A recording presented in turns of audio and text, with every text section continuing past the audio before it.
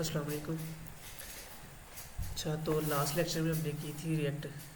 हमने देखा था उसकी इंस्टॉलेशन देखी थी कि रिएक्ट को इंस्टॉल कैसे करते हैं। फिर उसके बाद हमने उसका फ़ोल्डर स्ट्रक्चर सारा देखा था कि इसके फ़ोल्डर स्ट्रक्चर के अंदर क्या क्या चीज़ें होती है, किस फ़ोल्डर के अंदर क्या चीज़ें रखी जाती है और कौन सी फाइल क्या काम करती है।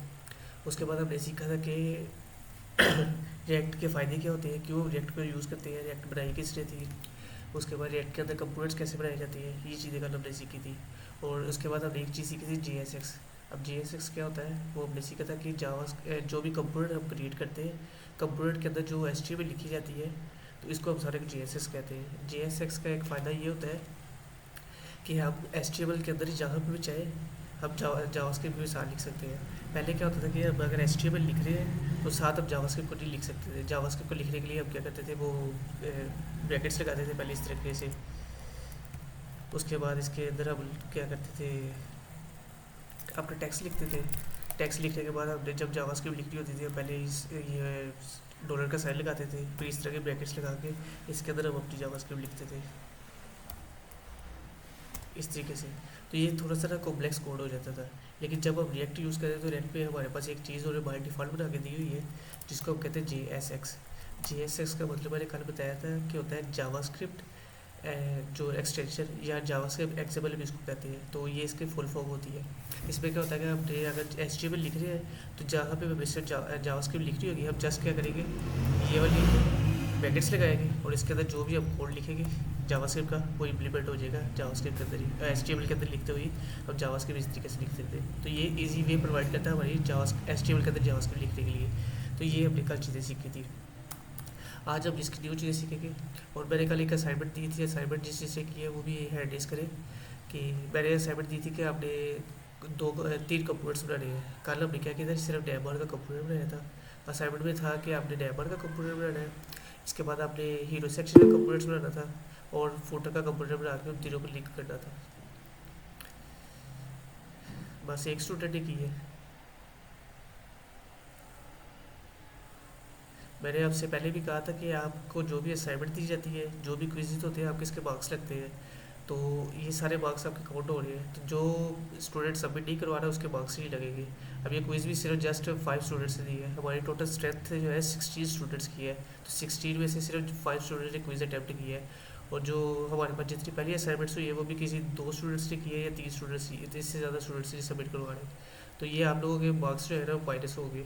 फिर लास्ट में कोई इशू होता है फिर आप लोग ना कहिएगा कि बताया नहीं पहले इस चीज़ को।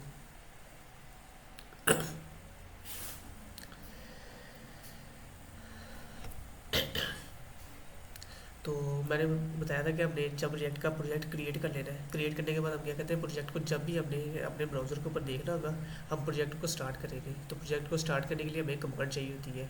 वो कमांड कहाँ पे लिखी होती है, हम पैकेज डायरेक्टरी सर एक चीज़ ज़रा मुझे पूछनी थी। क्या। अब जैसे ये जो है रिएक्ट का प्रोजेक्ट है तो आपने आई थिंक NPX के थ्रू किया होगा। अगर मैं वाइट का करता तो मसला तो नहीं होता, वाइट लेटेस्ट जो होती है हमने कल जो वाइट प्रोजेक्ट क्रिएट करता है। हमने कल npm क्रिएट वाइट लेटेस्ट ये वाली कमांड यूज़ की थी। वाइट लेटेस्ट से ही किया था, मैं थोड़ा कल लेट हो गया तो मुझे आइडिया नहीं था। मैंने भी वाइट लेटेस्ट से ही किया है। सही है सर। तो उसको रन करने के लिए सबसे पहले हमें प्रोजेक्ट को क्रिएट करने के लिए कमांड चाहिए होती है। वो कमांड ये अभी मैंने बता दी कि npm क्रिएट वाइट लेटेस्ट। ठीक है, वाइट भी इसको कहते नहीं हैं नहीं, कि सही से वो तो समझ आ गया था। मैं समझा आपने उससे किया होगा जो NPX के थ्रू होता है ना। नहीं नहीं उससे नहीं। तो मैं यही कंफ्यूजन थी मुझे कि अगर उससे ही करें या उससे करें सेम ही चीज़ होती है दोनों। अब मैंने ना कल एक चीज़ बताई थी कि हमारे पास ना रिएक्ट के वर्जन्स होते हैं। एक होती है सिंपल रिएक्ट थी, उसके बाद एक रिएक्ट विद वीट होती है, वाइट भी कह सकते हैं वीट भी कह सकते हैं। उसके बाद एक रिएक्ट विद जो है ना वो होती है नेक्स्ट ईयर्स। तो नेक्स्ट तो हम इसके अंदर ना जो ओल्ड रिएक्ट होती है ना वो हम यूज़ नहीं करते। तो उसको क्रिएट करने के लिए हमें npx क्रिएट रिएक्ट ऐप वो कमांड यूज़ होती थी। वो पुराना मेथड हो गया, उसको हम यूज़ नहीं करते। अब हमारे पास न्यू दो मेथड्स होते हैं, या तो वीट वाला मेथड यूज़ करते हैं या नेक्स्ट ईयर्स वाला यूज़ करते हैं। तो वीट के अंदर अगर आपने क्रिएट करना है तो आपको npm क्रिएट वीट लेटेस्ट, और अगर आपने नेक्स्ट ईयर्स के अंदर क्रिएट करनी है उसकी कमांड सेपरेट होती है, उनकी वेबसाइट से आपको मिल जाएगी। तो ये कमांड्स हम यूज़ करके बना सकते हैं। सही है सर। पहले सबसे पहले कंपलसरी जो चीज़ है ना वो है कि जब भी आपने रिएक्ट का कोई भी प्रोजेक्ट क्रिएट करना है आपके सिस्टम में नोड जेएस लाजमी डाउनलोड होना चाहिए। वो कल के वाली वीडियो में मैंने बताया था कि वो कहाँ से डाउनलोड करना है, किस तरीके से डाउनलोड करना है और कैसे चेक करना है कि डाउनलोड हुआ या नहीं हुआ। ये सारे मेथड वेरीफाई करने के बाद आप कमांड को यूज़ करके अपना प्रोजेक्ट क्रिएट कर सकते हैं। जब प्रोजेक्ट क्रिएट हो जाएगा उसके बाद आपने आना है ये पैकेट डॉट जेसन वाली फाइल में आएंगे। यहाँ पे होती है स्क्रिप्ट्स वाली, ये एक ऑब्जेक्ट होता है। हमने जावास्क्रिप्ट के अंदर पढ़ा था ऑब्जेक्ट क्या होता है जिसके अंदर हम की वैल्यूज़ पेयर को रख सकते हैं। तो इसके अंदर डिफरेंट की वैल्यू पेयर है। सबसे पहले ये कमांड है डेव की, फिर बिल्ड की कमांड है, फिर लेट की कमांड है, फिर प्रीव्यू की कमांड है। ये चारों कमांड्स यूज़ होती है डिफरेंट पर्पज़ के लिए। हमें जो प्रोजेक्ट को रन करने के लिए चाहिए वो हमारी जो फर्स्ट कमांड होती है ना वो हमारे पास होती है प्रोजेक्ट को रन करने के लिए डेव की कमांड।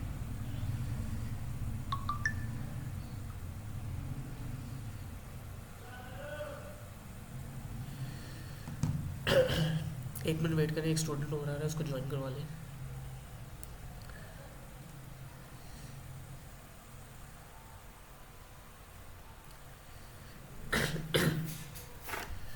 अच्छा इब्राहिम, हमने ना रिएक्ट स्टार्ट की हुई है कि कल हमारा रिएक्ट का फर्स्ट लेक्चर था तो उसमें हमने सीखा था कि रिएक्ट डाउनलोड कैसे करते हैं और उसका फोल्डर स्ट्रक्चर कैसे होता है। तो आई थिंक हमारे आपके साथ जो मेरी लास्ट क्लास हुई थी उसमें मैंने आपको बता दिया था कि रिएक्ट को कैसे इंस्टॉल करना है और उसका सारा पर्पज़ वगैरह। तो आज हमने उससे नेक्स्ट क्लास स्टार्ट करनी है कि उसका अगला प्रोसीजर क्या होता है।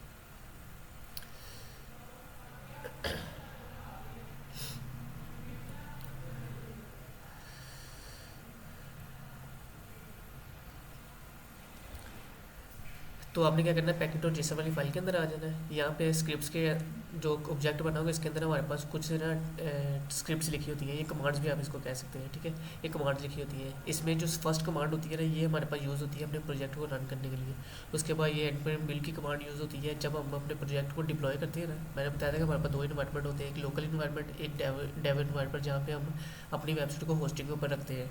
जब होस्टिंग के ऊपर हमने अपनी रिएक्ट की वेबसाइट को रखना होता है ना तो हम क्या करते हैं उसकी बिल्ड क्रिएट करते हैं। उसमें क्या होता है कि हमारी ये सारा फोल्डर स्ट्रक्चर जो है ना ये सारी फाइलें ना इसका साइज़ कम करके इसको छोटा इसका जो है ना एपीके फाइल या कैसे इस तरह की ना छोटी फाइल्स बना के फिर उसको अपलोड किया जाता है। क्योंकि हम अपने होस्टिंग के ऊपर ना कोशिश करते हैं कि फाइलें ज़्यादा अपलोड ना करें ताकि उसकी स्पेस ज़्यादा रिक्वायर्ड हो। तो हम क्या कहते हैं बिल्ड बनाते हैं, इसके अंदर सारी फाइलें ना हमारी कंप्रेस हो जाती है और उसका साइज़ भी कम हो जाता है। कोड इस फॉर्मेट में कन्वर्ट हो जाता है कि कोई इसको रीड नहीं कर सकता, लेकिन वो चलती ठीक रहती है। तो इस तरीके से उसको बिल्ड बनाने के लिए हम ये एनपीएम की जो है ना बिल्ड की कमांड यूज़ करते हैं।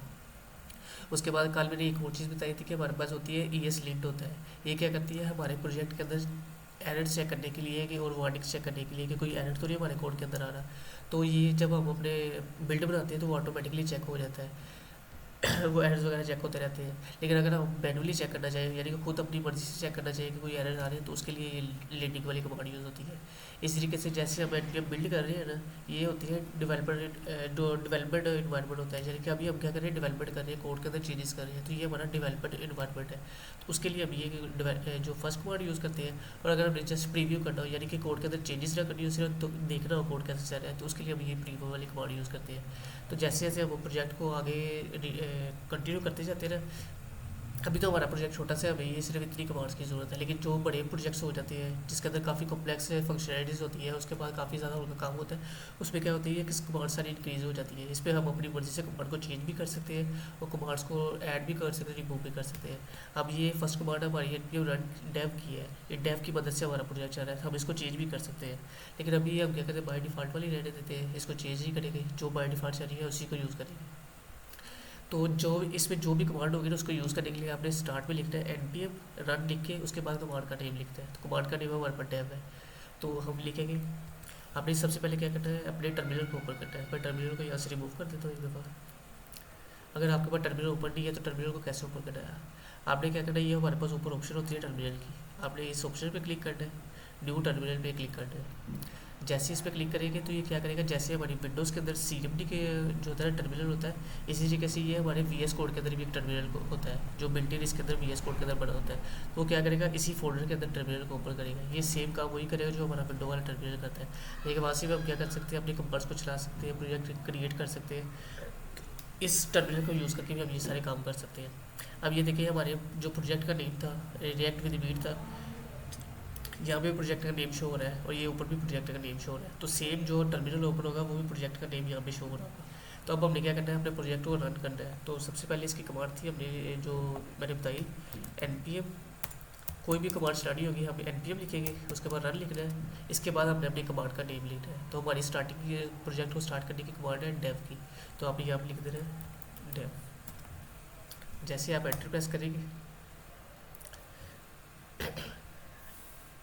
तो ये क्या करेगा, हमें एक लोकल लिंक प्रोवाइड करेगा। तो आपने इस लिंक को यूज़ करके अपनी वेबसाइट को रन कर सकते हैं। तो हमारे पास वेबसाइट को जो है ना, ये लिंक को ओपन करने के दो मेथड्स होते हैं। एक तो आप डायरेक्ट जाएंगे अपने कोड अपने ब्राउज़र पे जाके, यहाँ पे आप डायरेक्ट लिख सकते हैं लोकल होस्ट, उसके बाद कॉलर लगा के अपनी जो पोर्ट नंबर होगी वो लिखनी है। अब ये पोर्ट नंबर क्या होता है, पोर्ट नंबर मैंने आपको बताया था कि ये हमारे पास जो लास्ट में नंबर आ रहे होते हैं ना, ये हमारा पोर्ट नंबर होता है। अब ये हमारे ना पोर्ट नंबर होते हैं कि हमारे जो सिस्टम होता है ना, लैपटॉप हो गया, कंप्यूटर हो गया, इसके ना डिफरेंट पोर्ट्स होती हैं। हर पोर्ट के ऊपर डिफरेंट काम चल रहा होता है।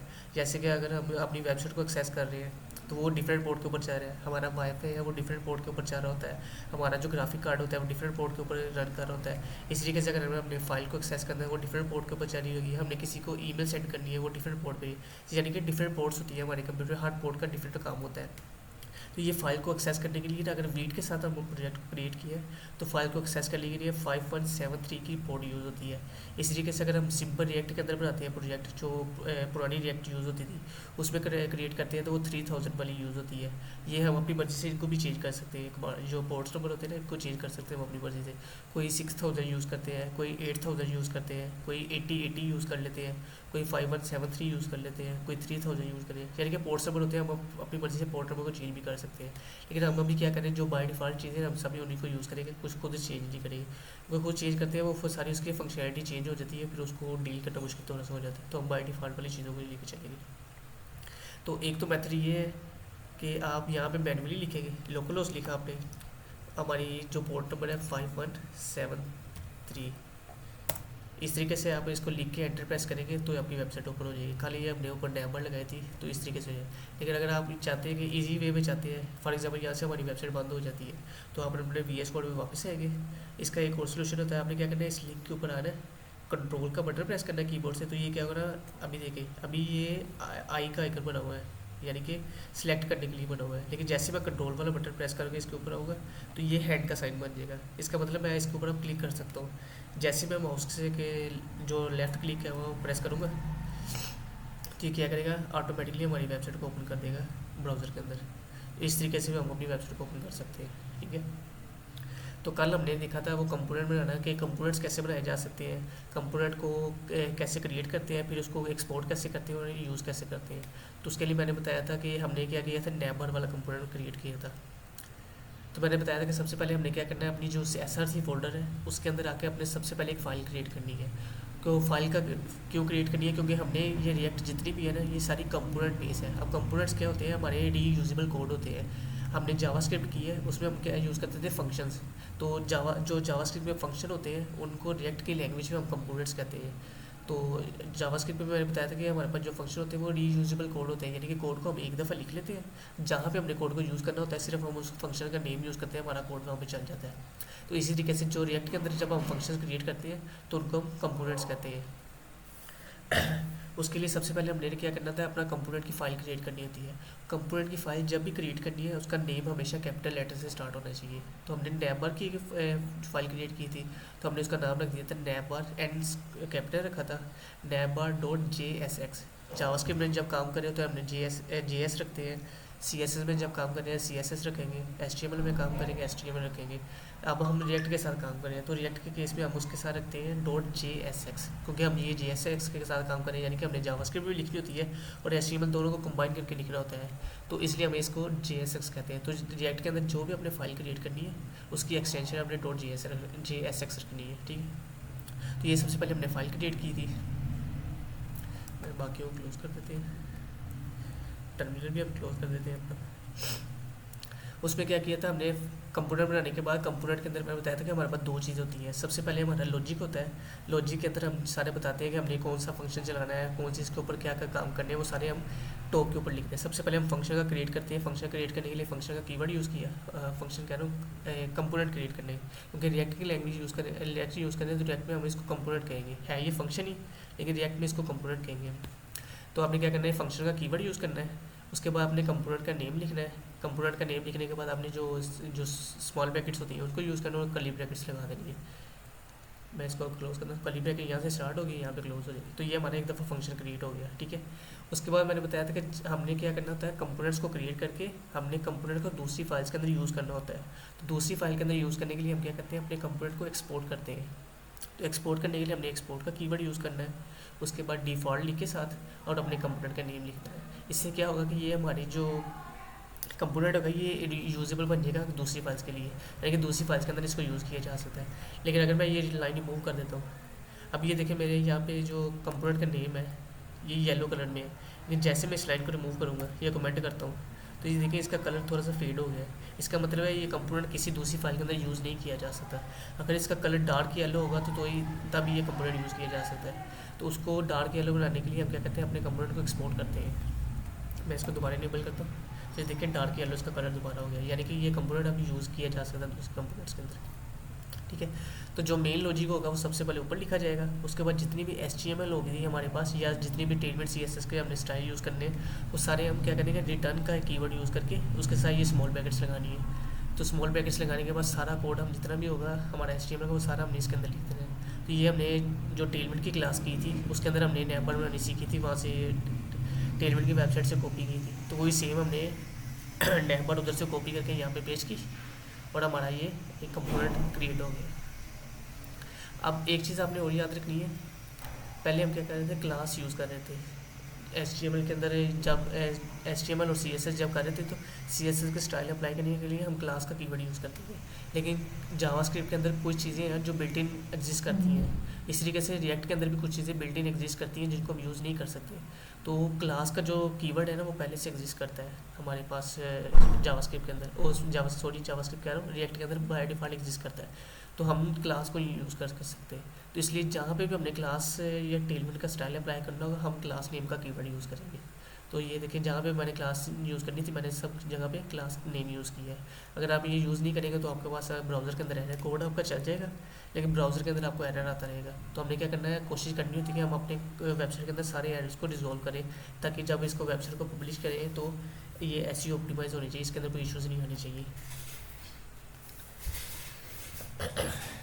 तो ये हमारा कंपोनेंट नैबर का क्रिएट हो गया था। उसके बाद हमने जिस जगह पे अपनी नैबर के कंपोनेंट को यूज़ करना है हम क्या करेंगे, जस्ट उस फाइल के अंदर जाएंगे। हमने ये app.js वाली फाइल, JSX की फाइल थी, यहाँ पे यूज़ करना था अपना कंपोनेंट। तो हमने क्या किया, जस्ट अपना नैबर का कंपोनेंट इंपोर्ट किया। पहले क्या किया था, कंपोनेंट क्रिएट किया था, उसको एंड से एक्सपोर्ट कर दिया।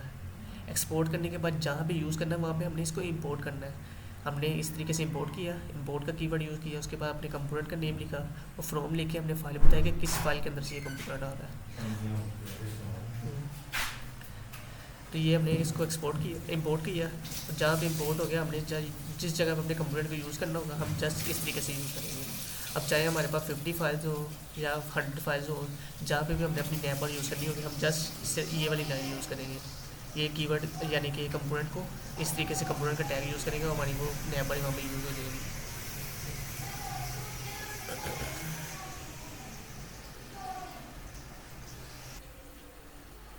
तो ये चीज़ें थी हमारी कल के लिए जो हमने कल कवर की है। अब मैं बता दूँ हमारे पास जो जेट के मेन फीचर्स क्या क्या होते हैं।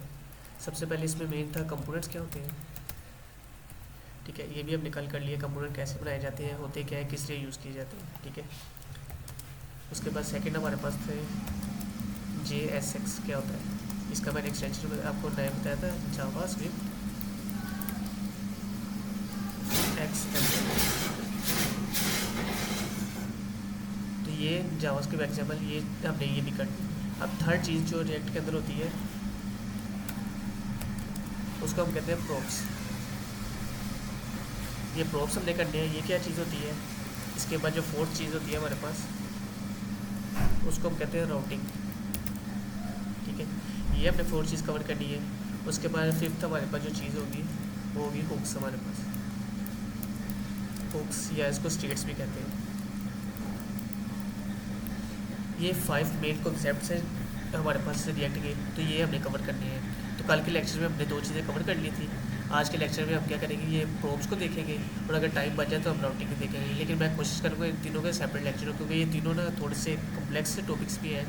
कम्प्लेक्सिटी है, ये प्रोब्स वाला तो बहुत ईजी है, ये राउटिंग वाला भी है ईजी, लेकिन थोड़ा सा इसको लिखने का तरीका थोड़ा सा मुश्किल होगा, तो वो सीखेंगे। ये हुक्स वाला इसके लिए प्रॉपर एक लेक्चर रखेंगे, क्योंकि इसमें टाइम लगता है। इसके अंदर थोड़े से अपनी इसकी प्रैक्टिस भी करेंगे।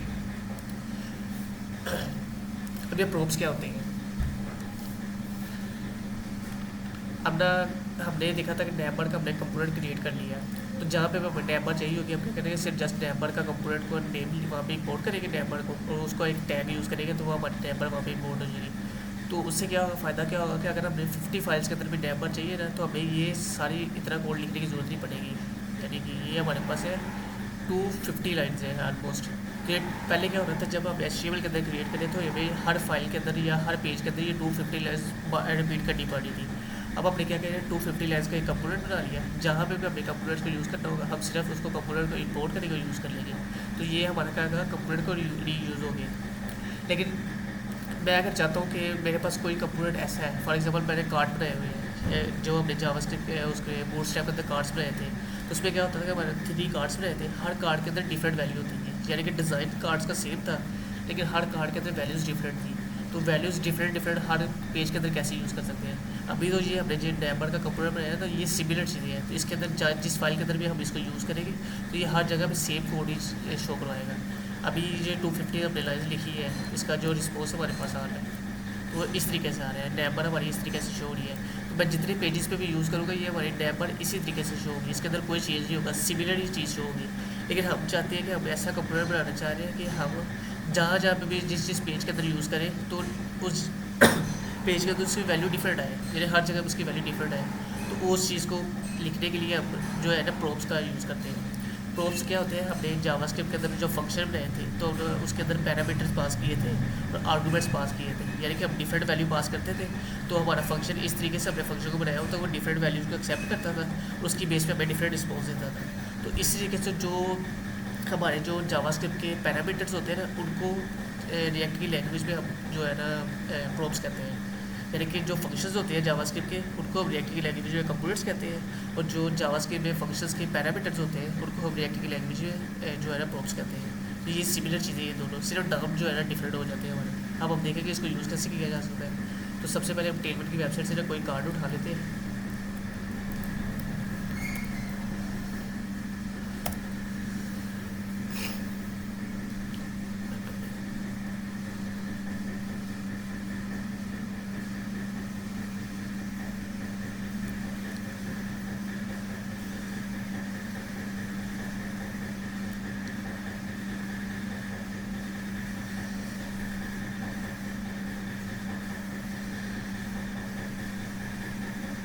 ये चीज़ हम कॉपी कर लेते हैं, ठीक है।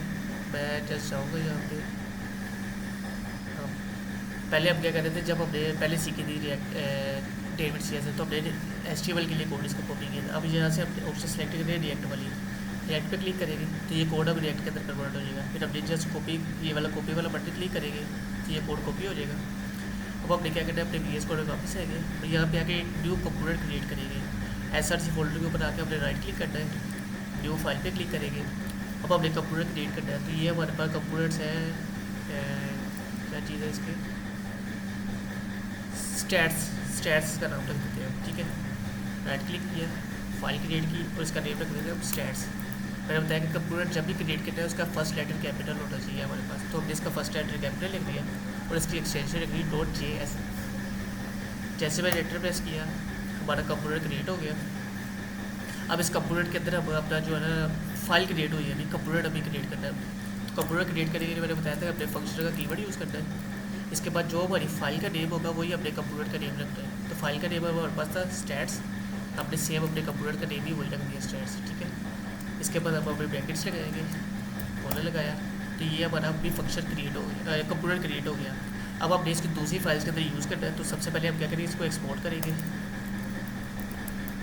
एक्सपोर्ट डिफ़ॉल्ट और अपने फंक्शन कंपोनेंट का नेम लिख देंगे स्टैट्स, ठीक है। तो ये हमारा कंपोनेंट अब एक्सपोर्टेबल भी हो गया, यानी कि हम इसको दूसरी वेबसाइट के अंदर यूज़ कर सकते हैं। लेकिन अभी हम इसको दूसरे कंप्यूटर्स के अंदर यूज़ करेंगे तो कोई रिस्पॉन्स नहीं आएगा, क्योंकि हमने इसके अंदर HTML कुछ भी नहीं लिखी हुई। तो मैंने बताया कि जब भी हमने कंप्यूटर क्रिएट करके उसके अंदर HTML लिख रही हो तो हम क्या करते हैं, रिटर्न का कीवर्ड यूज़ करते हैं और इसके साथ ये वाली 2 ब्रैकेट्स लगाते हैं। ठीक है, इसके अंदर हम सारी अपनी HTML लिखते हैं, या इसको JSX भी कहते हैं, जो इसकी एक्सटेंशन है JSX।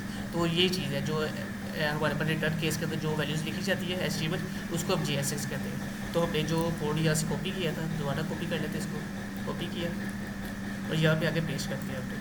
ठीक है, अब ये इसके अंदर इश्यूज आ रहे हैं। अब ये इश्यूज़ क्यों आ रहे हैं, क्योंकि उसने पूरा एक कंप्यूटर कॉपी किया है। ये क्या किया, उसने पूरा एक कंप्यूटर बना के दिया है। तो हमने कंप्यूटर ऑलरेडी बनाया हुआ था, तो इसको हम रिप्लेस कर देते सारा। हम इसको सब को रिमूव करके जो हमने कोड कॉपी किया है हम उसी को पेस्ट कर देते हैं। इसी को पेस्ट किया हमने। अब इसमें क्या किया हमने, जो एक्सपोर्ट कर सकते हैं 2 मेथड होते हैं हमारे पास एक्सपोर्ट करने के। एक तो जो लास्ट पे एक्सपोर्ट लिख सकते हैं, वहाँ से भी एक्सपोर्ट कर सकते हैं। एक हम इस तरीके से भी एक्सपोर्ट कर सकते हैं। तो हम जो लास्ट वाला मेथड है वही यूज़ करते हैं। इसको हम यहाँ से कट करेंगे, एक्सपोर्ट। हमारे कंप्यूटर का नेम हमने क्या रखा है, स्टैट्स रखा है, तो इसने क्या रखा है, एग्जाम्पल रखा है। तो हम इसको चेंज कर देंगे। अब इसको कर देंगे स्टैट्स और यहाँ पे भी कंप्यूटर का नेम देंगे स्टैट्स। अब जावास्क्रिप्ट के अंदर मैंने आपको एक चीज़ बताई थी कि हमने कभी पढ़ी थी, अरेज पढ़ी थी, उसके बाद हमने ऑब्जेक्ट्स पढ़े थे, और लास्ट में हमने एक चीज़ पढ़ी थी, अरे ऑफ एन ऑब्जेक्ट, यानी कि एक अरे बना के उसके अंदर डिफरेंट ऑब्जेक्ट्स बना सकते थे। तो ये चीज़ हमने पढ़ी थी। तो ये देखिए सेम चीज़ मैंने तभी आपसे कहा था कि हम रिएक्ट के अंदर ये अरे ऑफ एन ऑब्जेक्ट को काफ़ी ज़्यादा यूज़ करेंगे, क्योंकि जितना भी डाटा हमारे पास यूज़ किया जाता है रिएक्ट के अंदर, वो सारा अरे ऑफ एन ऑब्जेक्ट की फॉर्म में यूज़ किया जाता है। तो उन्होंने क्या किया है कि हमारे पास एक अरे क्रिएट की, अरे क्रिएट करने के बाद उसके अंदर हमने 3 ऑब्जेक्ट्स क्रिएट किए हैं, और 3 ऑब्जेक्ट के अंदर सारे की वैल्यू पेयर है, यानी कि एक आईडी का की वैल्यू पेयर है, फिर डेट का की वैल्यू पेयर है, फिर वैल्यू का की वैल्यू पेयर है, यानी कि 3 ऑब्जेक्ट्स उसके अंदर क्रिएट कर दी थी। मैंने तभी बताया था कि जब हमने उसको मैप करना होता है या उसकी वैल्यूज़ को रिपीट करना, तो उसके लिए हम क्या करते हैं, मैप वाला मेथड यूज़ करते हैं। तो ये सेम मैप वाला मेथड यूज़ हो रहा है। अब इसको हम रिमूव करके ना शुरू से करते हैं, स्टार्ट से करेंगे दोबारा इसको। तो जब भी आपके पास अरे ऑफ एन ऑब्जेक्ट होगी, आपने उसको मैप करना होगा। तो मैप करने के लिए आपने क्या करना है, जस्ट अपनी अरे का नेम कॉपी करना है। अब हम क्या करें, JSX के अंदर काम करें। तो JSX के अंदर मैंने बताया कि हम HTML लिख रहे होते हैं, और जहाँ पे भी हमने HTML के अंदर जावास्क्रिप्ट चाहिए होती है, हम क्या करते हैं, जस्ट ये वाली ब्रैकेट्स लगा देते हैं। तो इससे क्या होता है, हम HTML के अंदर जावास्क्रिप्ट को लिख सकते हैं। तो ये ब्रैकेट्स लगाई, मैंने अपनी अरे का नेम कॉपी किया। नेम कॉपी करने के बाद हमारे यहाँ पे नेम पेस्ट कर दिया इसके अंदर, यानी कि ब्रैकेट्स के अंदर मैंने पेस्ट करना है। उसके बाद मैंने डॉट लगा रहा है, और हमने जो अरे का मेथड देखा था मैप वाला, वो वाला मेथड हमने यूज़ करना है, मैप। ठीक है, मेथड यूज़ करने के बाद हमने क्या करना है, अपनी मैप हमारे पास क्या फंक्शन है, जो कि हमारे पास अरे की वैल्यूज़, अरे ऑफ एन ऑब्जेक्ट उसकी वैल्यूज़ को डुप्लीकेट करने के लिए यूज़ किया जाता है। ठीक है, हमने ये लगाया। अब इसके अंदर हमने क्या करना था, एक फंक्शन दोबारा क्रिएट करना है, यानी कि फंक्शन के अंदर एक फंक्शन हमने क्रिएट करना है। तो इसके लिए हमने क्या करना है, इसको ओपन कर लेंगे। आप इस तरीके से भी लिख सकते हैं या इसको ओपन करके भी लिख सकते हैं। ठीक है, इसके अंदर हमने क्या करना है, दोबारा फंक्शन क्रिएट करना है। तो फंक्शन क्रिएट करने के पहले आपको 2 मेथड बताते हैं। एक सिंपल मेथड होता है फंक्शन को क्रिएट करने का, एक एरो मेथड होता है। तो हमने जब कंप्यूटर क्रिएट किया तो हमने सिंपल मेथड यूज़ किया था, लेकिन अब जब अरे के अंदर यूज़ कर रहे हैं इस तरीके से, तो तब हमने क्या करना है, अपना एरो मेथड यूज़ करना है। तो एरो मेथड को यूज़ करने के लिए हमने क्या करना है, सिर्फ ब्रैकेट्स लगाई, जस्ट ब्रैकेट लगाने के बाद हमने एरो लगाना है, और उसके बाद दोबारा ये ब्रैकेट लगा दी। तो इस तरीके से हम एरो मेथड को यूज़ कर सकते हैं। अब हम क्या करेंगे, ये स्टैट्स हमारे पास क्या है, ये पूरी एक अरे है, इसके अंदर हमारे पास 3 ऑब्जेक्ट्स हैं। तो हमने क्या करना है, 1 बाय 1 एक ऑब्जेक्ट को उठाना है और उसको वैल्यूज़ को रिपीट करना है। तो उसके लिए हम क्या करते हैं, स्टैट्स को कन्वर्ट करने के सिंगल ऑब्जेक्ट के अंदर। अब ये S है, तो आपने S को क्या करना है, यहाँ से कॉपी करके इसको यहाँ पे पेस्ट किया और यहाँ से S को रिमूव कर देना है। तो ये क्या होगा, अब 3 ऑब्जेक्ट 1 बाय 1, यानी कि ये हमारे पास 3 ऑब्जेक्ट है इसके अंदर। तो ये 3 टाइम चलेगा। पहले फर्स्ट ऑब्जेक्ट को कॉपी करके उसकी वैल्यू सारी प्रिंट करवाएगा, फिर सेकंड टाइम चलेगा, उसकी सारी वैल्यूज़ को प्रिंट करवा देगा, फिर थर्ड टाइम चलेगा, उसकी सारी वैल्यूज़ को प्रिंट करवाएगा, यानी कि 1 बाय 1 चलेगा। जितनी भी इसके अंदर ऑब्जेक्ट्स हो गई या वैल्यूज़ होगी ना, उतनी दफ़ा ये 1 बाय 1 करके चलेगा, और जितनी वैल्यूज़ इसके अंदर होती है तो उनको प्रिंट करवा देगा। तो ये क्या कर रहा है, अभी हमारे पास ये 3 टाइम्स इसके अंदर वैल्यूज़ हमारे पास कितनी है, 3 है। तो 3 टाइम चलेगा, फिर सिंगल वैल्यू यहाँ पे स्टोर करके इसको प्रिंट करवाता जाएगा। ठीक है, अब आप इसके अंदर भी अपनी JSX लिखेंगे, यानी कि HTML जो है इसके अंदर भी लिखेंगे। आपने इसको ओपन करना है, आपने क्या किया, डिव लगा दिया। अब डिव के अंदर हम चाहते हैं कि हमारे पास जो स्टैट का ये नेम है, हमें ये शो करवाना है, और जो उसकी वैल्यू है ये शो करवानी है, ठीक है। अब हम क्या करते हैं, नेम के अंदर 2 पैराग्राफ बना लेते हैं। फर्स्ट पैराग्राफ,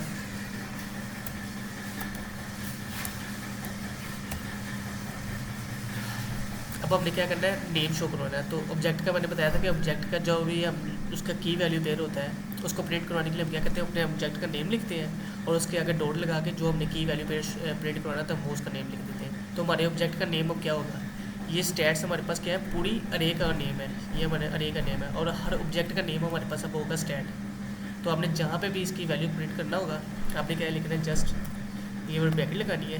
हमारे ऑब्जेक्ट का नेम क्या है, स्टैट है, आपने स्टैट लिखा। अब हमने वैल्यू कौन सी की वैल्यू पेयर में से कौन सा की वैल्यू प्रिंट करवाना है, नेम प्रिंट करवाना है। तो मैंने अपने ऑब्जेक्ट का नेम लिखा, इसके बाद डॉट लगाया और नेम लिख दिया। तो इस तरीके से क्या होगा, इसका नेम प्रिंट हो जाएगा। अब मुझे इसकी वैल्यू भी चाहिए तो मैं क्या करूँगा, दोबारा एक पैराग्राफ लगाया और इसके अंदर हमने अपने ऑब्जेक्ट का नेम लिखा दोबारा, और इसकी वैल्यू में प्रिंट करवानी तो हमने वैल्यू वाला लिखा। तो इस तरीके से क्या होगा, ये प्रिंट हो जाए। लेकिन यहाँ पे एक एरर भी आता है। एरर ये आता है कि ना ये हमारे पास अब 3 टाइम चलेगा तो 3 डिफरेंट जो है ना वैल्यूज प्रिंट करेगा। तो उसमें क्या होता है कि हर वैल्यू जो है ना हमने उसको यूनिक नेम देना होता है। तो इसलिए हमने क्या किया था, जब इसको ऑब्जेक्ट को क्रिएट किया, अपनी आईडी भी असाइन की थी। तो अपनी इस आईडी को भी यूज़ करना है। आईडी को यूज़ करने के लिए जो हमने मेन डिव बनाया होगा, इस डिव के ऊपर आपने लगाना है की। ये एक हमारे पास एट्रीब्यूट है, ये हमने लाजमी लगाना होता है जो पेरेंट होता है, ठीक है। आपने की लगाया, इक्वल लगा के ब्रैकेट लगाई, और इसके अंदर आपने क्या करना है, वही जो स्टैट होगा अपना, यानी कि ऑब्जेक्ट होगा अपना, उसकी आईडी पास कर देनी है, स्टैट डॉट आईडी, ठीक है। यानी कि अपने ऑब्जेक्ट के अंदर हमारे पास एक आईडी थी, एक नेम था और एक वैल्यू थी। तो हमने तीनों चीज़ों को यूज़ कर लिया।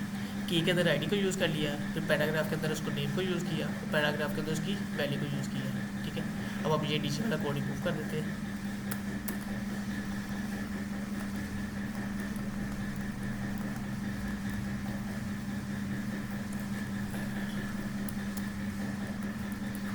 तो ये हमारे पास मैप मेथड है, यानी कि हमारे पास अगर हमने काफ़ी ज़्यादा वैल्यूज़ को शो करवाना हो, अगर यहाँ पे हम 50 ऑब्जेक्ट लिखेंगे ना, तो ये कोड इतना ही रहेगा, ये 3 लाइन्स ही रहेगी। सिर्फ यहाँ पे हमने 50 चेंज करना है। फॉर एग्जांपल मैं यहाँ पे चेंज कर देता हूँ इसको मैंने 3 टाइम कॉपी किया, दोबारा पेस्ट किया और मैं यहाँ पे चेंज कर देता हूँ 4, 5 एंड 6।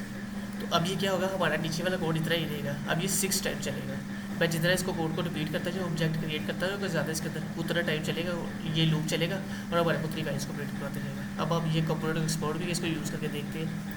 हमने क्या किया, अपने कंपोनेंट का नेम कॉपी करते हैं और इसको मैप, हमारी जो ऐप की फाइल है ये मेन है तो इसके अंदर यूज़ कर लेते हैं।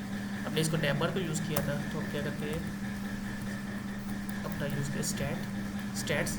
जैसे मैं एंटर प्रेस करूँगा वो ऑटोमेटिकली उसको वो रिपोर्ट भी कर देगा। मैंने बताया था कि ये हमारे पास जहाँ पे हमने कंप्यूटर को यूज़ करना होता है ये सेल्फ क्लोजिंग टैग होते हैं, यानी इसके अंदर कोई वैल्यू यूज़ नहीं होगी। तो आपने क्या करना है, इसको ऐसे क्लोज कर देना। मैंने फाइल को सेव किया, मैं अपनी वेबसाइट पे वापस जाऊँगा तो ये देखिए वेबसाइट पे ये वैल्यूज प्रिंट होना स्टार्ट होगी। लेकिन ये ब्लैक कलर के अंदर आ रही है, इसका कलर हम चेंज कर लेते हैं।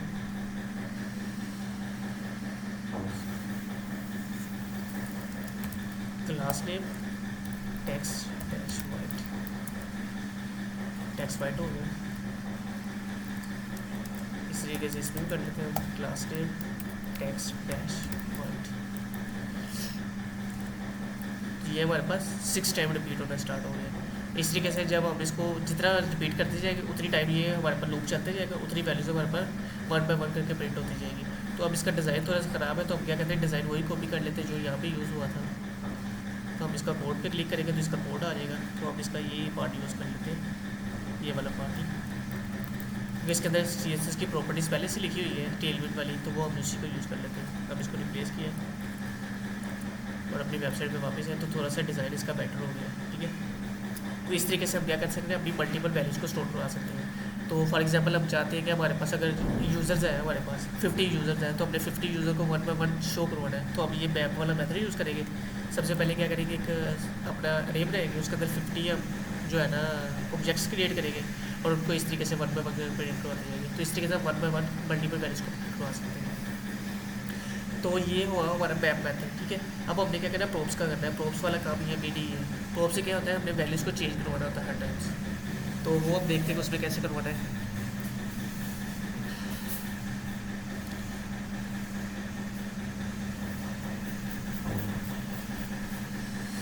अब इसमें हम करेंगे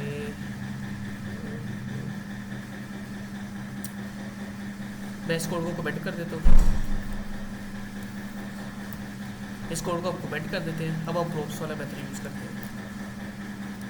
अभी हम क्या करते हैं, इसके अंदर वैल्यूज़ लिखते हैं। तो यहाँ पे आ रही है फॉर एग्जाम्पल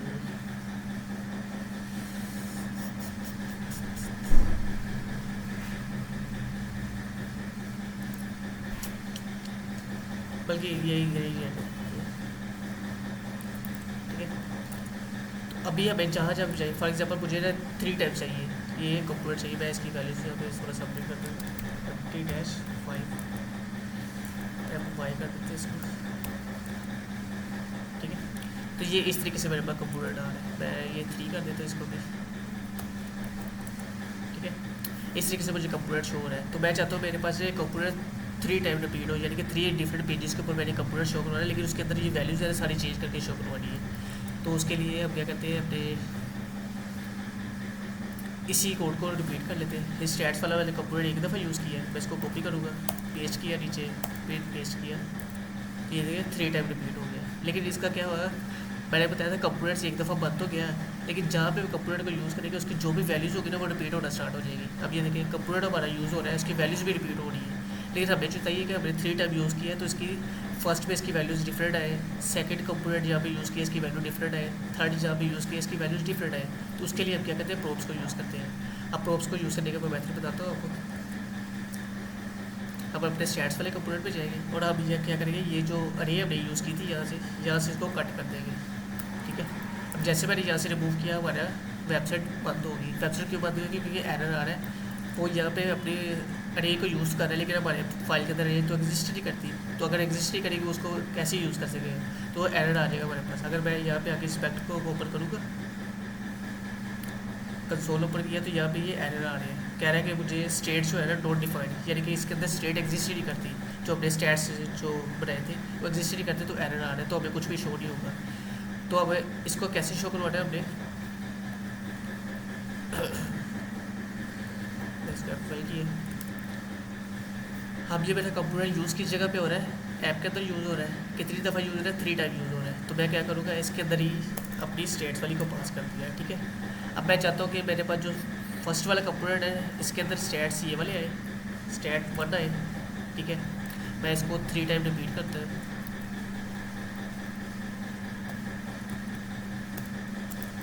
3 टाइम इसको रिपीट किया। अब ये एरर इसलिए आ रहा है कि ये नेम रिपीट हो रहे हैं। तो हमने फर्स्ट का नेम लिखा स्टैट 1, सेकंड का नेम हम रख देंगे स्टैट्स 2, थर्ड का नेम हम रख देंगे स्टैट 3, ठीक है। इस तरीके से हमारे पास 3 कंप्यूटर की डेटा हो। तो मैं चाहता हूँ इसके सारे कोई वैल्यूज़ भी चेंज हो जाए। फर्स्ट का आ रहा है हमारे पास, यहाँ पे फॉर एग्जांपल आ रहा है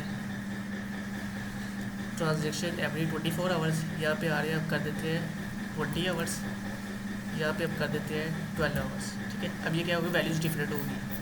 अब इस तरीके से अब यहाँ पे कर देते हैं, यहाँ 44 आ रहा है, यहाँ पे हम कर देते हैं 34, यहाँ पे हम कर देते हैं 19 कर देते हैं, ये 119 आ रहा है, इसकी वैल्यू हम चेंज करके कर देते हैं 126, इधर हम वैल्यू चेंज कर देते हैं 789, ये 46 है, इसकी वैल्यू भी हम चेंज कर देते हैं 89, यहाँ पे हमने कर दिया 48।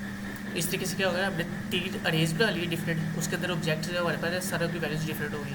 अब हम चाहते हैं कि ना जो फर्स्ट वाला हमारा कंप्यूटर हमने यूज़ किया ना उसके अंदर ये वाली वैल्यूज़ यूज़ हो, सेकंड वाला जो कंप्यूटर है उसके अंदर ये वाली वैल्यूज़ यूज़ हो, थर्ड वाला कंप्यूटर उसके अंदर ये वाली वैल्यूज़ यूज़ हो। तो उसके लिए हमने क्या करना है, प्रोप्स को यूज़ करना है। तो प्रोप्स को यूज़ करने के लिए हमने वो सेम मेथड यूज़ किया था, उसके अंदर जावास्क्रिप्ट के फंक्शन क्रिएट किए थे। तो हम क्या करते थे, जहाँ पे फंक्शन बनाते थे फंक्शन के अंदर आर्गूमेंट्स पास करते थे और आर्गूमेंट एक्सेप्ट करते थे पैरामीटर के थ्रू और उसको प्रिंट करवा देते थे। तो सेम काम हमने किया है, हमने जस्ट इसका अपने अरे का नेम कॉपी करना है, जिस जगह पे चाहिए इस जगह पे अपने फर्स्ट के अंदर यूज़ करना है। तो अपने फर्स्ट के अंदर इसका नेम लिख के इक्वल लगाया, इक्वल लगा के ब्रैकेट लगा के इसके अंदर इसका नेम लिखते हैं, तो इस जगह पे यूज़ हो गया। इस जगह सेकंड के अंदर हमें ये सेकंड वाला चाहिए तो इसको कॉपी किए देंगे, यहाँ से सेकंड के अंदर इसका नेम लिखा, इक्वल लगाया, दोबारा इसका नेम पेस्ट कर दिया। इस तरीके से थर्ड इसका नेम कॉपी किया, थर्ड के अंदर इसका नेम पेस्ट किया, इक्वल लगाया, ठीक है। इस तरीके से क्या होगा, हमारा कंप्यूटर यानी कि एक ही यूज़ हुआ है, हमने कंप्यूटर एक ही क्रिएट किया हुआ ये वाला, लेकिन अब ये क्या करेगा, यहाँ पे जहाँ पे यूज़ हो रहा है ना, यहाँ से हम इसकी वैल्यूज़ डिफरेंट पास कर रहे हैं, यानी कि एक ही कंपोनेंट अब डिफरेंट वैल्यूज़ भी प्रिंट करवा सकते हैं। लेकिन अभी अब इसको अगर प्रिंट करवाएंगे तो अभी हमारे पास कुछ भी नहीं आ रहा। क्यों नहीं आ रहा? क्योंकि मैंने बताया था जावास्क्रिप्ट में भी कि पहले हम आर्गूमेंट्स पास करते हैं और जिस फंक्शन के अंदर हमने यूज़ करना तो वहाँ पे हम उसको एक्सेप्ट भी करते हैं, उसके बाद उसको यूज़ कर सकते हैं। तो यहाँ से हमने क्या कि सिर्फ जस्ट उसको पास किया है, तो पास करने के बाद हमने इसको एक्सेप्ट भी करना है। एक्सेप्ट करने के लिए हम क्या करते थे, पैरामीटर जो होते हैं ना वो इस ब्रैकेट के अंदर यूज़ होते थे। तो इस ब्रैकेट के अंदर आपने क्या करना है, इक्वल वाला साइड ये ब्रैकेट लगा रही है और यहाँ पे आपने लिखना है प्रॉप्स, क्योंकि हम प्रॉप्स वाला कॉन्सेप्ट सीख रहे हैं तो आपने यहाँ पे लिख देना है प्रॉप्स। मैंने प्रॉप्स लिखा तो ये क्या होगा, अब एक ऑब्जेक्ट प्रोवाइड करेगा जिसके अंदर हमारे पास सारी वैल्यूज़ आ रही हैं। तो आपने क्या करना है, अब इस प्रॉप्स को कॉपी करना है और यहाँ पे यूज़ कर लेना है इस तरीके से। जस्ट इतना काम करना है। आप चेक करेंगे इस पेज को रिफ्रेश किया, अभी भी ये शो नहीं करवा रहा। अब क्यों नहीं शो करवा रहा? क्योंकि ये ऑब्जेक्ट है, तो ऑब्जेक्ट के अंदर मैंने बताया था कि हमारे पास डिफरेंट की वैल्यू पेयर होते हैं। तो हमने क्या करना है, इसके अंदर जो की वैल्यू पेयर है उसको यूज़ करना है। तो हमने पास कौन सा किया है, यहाँ पे स्टेट 1 पास किया है, स्टेट 2 पास किया है। यहाँ पे इसका नेम हम सेव कर देते हैं, यानी कि वैल्यूज हमने डिफरेंट रखेंगे, स्टेट 1 स्टेट 2 स्टेट 3, लेकिन यहाँ से हम सेव पास करेंगे। यहाँ से हम पास करते हैं स्टैट्स पास करते हैं, स्टैट्स ठीक है। जो पास करेंगे उसका नेम आपने सेव रखना है, वैल्यूज डिफरेंट कर देनी है। और जहाँ पे एक्सेप्ट करना है तो प्रॉप्स है, प्रॉप्स एक ऑब्जेक्ट है, ऑब्जेक्ट के अंदर वैल्यू गेट करने के लिए हम क्या करेंगे, डॉट लगा के स्टैट्स।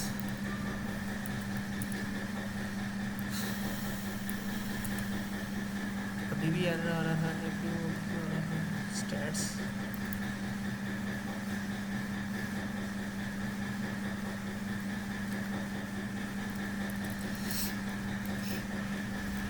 इसको इंस्पेक्ट करते हैं, कंसोल पे जाएंगे, can note at property of define.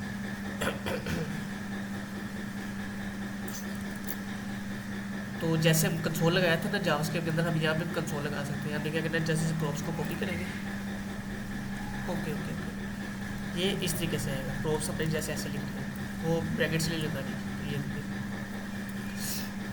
मैं इसको करता हूँ। अब ये देखिए मेरा कंपोनेंट सेम ही यूज़ हो रहा है, यानी कि उसका डिज़ाइन सेम है, सिर्फ उसकी वैल्यू चेंज हो रही है। तो मैंने 3 टाइम यूज़ किया। तो ये देखिए फर्स्ट में हमने क्या वैल्यू पास की थी, मैं अगर कोड के अंदर हूँ, फर्स्ट में हमने स्टैट 1 पास किया था, इसके अंदर डिफरेंट वैल्यूज़ थी, तो वो स्टैट 1 की वैल्यू शो हो रही है। सेकंड में हमने जब इसको यूज़ किया है तो हमने स्टैट 2 पास किया है, तो स्टैट 2 की वैल्यूज़ हमारे पास प्रिंट हो रही है, ये स्टैट 2 की वैल्यूज़ हमारे पास आ गई। थर्ड हमने क्या यूज़ किया, स्टैट 3 यूज़ किया है, इसके अंदर स्टैट 3 पास किया था, तो स्टैट 3 की वैल्यूज़ जो हमारे पास वो प्रिंट हो रही है। तो इस तरीके से हम क्या कर सकते हैं, सेम कंपोनेंट को यूज़ करके उसके अंदर डिफरेंट वैल्यूज़ को भी प्रिंट करवा सकते हैं। तो डिफरेंट वैल्यूज़ को आपने उसके अंदर पास करने के लिए हमने क्या करना है, अपना प्रॉप्स वाला मेथड यूज़ करना है। तो प्रॉप्स वाला मेथड मैंने बता दिया। तो अगर किसी को कोई इशू है इसके अंदर, कोई चीज़ समझ नहीं है तो पूछ लो। किसी को इशू है कोई, या कोई चीज़ अगर नहीं समझ आई इसमें, नहीं सर सही है। समझ आ गई। हाँ जी। ये टॉपिक देखने से थोड़ा सा आसान लग रहा है, लेकिन है थोड़ा सा अगर कॉम्प्लिकेटेड है। तो ये जब तक आप इसकी प्रैक्टिस नहीं करेंगे ये चीज़ आपको टॉपिक समझ नहीं आएगा। तो आई थिंक ये आज के लिए एक ही टॉपिक रहने देते हैं, अगर ज़्यादा कवर करेंगे तो थोड़ा मुश्किल हो जाएगा हम लोगों को, क्योंकि इसके बाद हमने राउटिंग करनी है तो वो भी सेम इस चीज़ है, लिखने में ईजी है लेकिन समझने में थोड़ा सा उसका डिफिकल्ट है। तो अब क्या करें, कोशिश करेंगे कि नेक्स्ट लेक्चर में उसको साथ कवर कर लें। तो नेक्स्ट तो हमारे 2 लेक्चर्स रह गए, तो दोनों लेक्चर से हम अपनी जेक्ट को भी कम्प्लीट कर देंगे।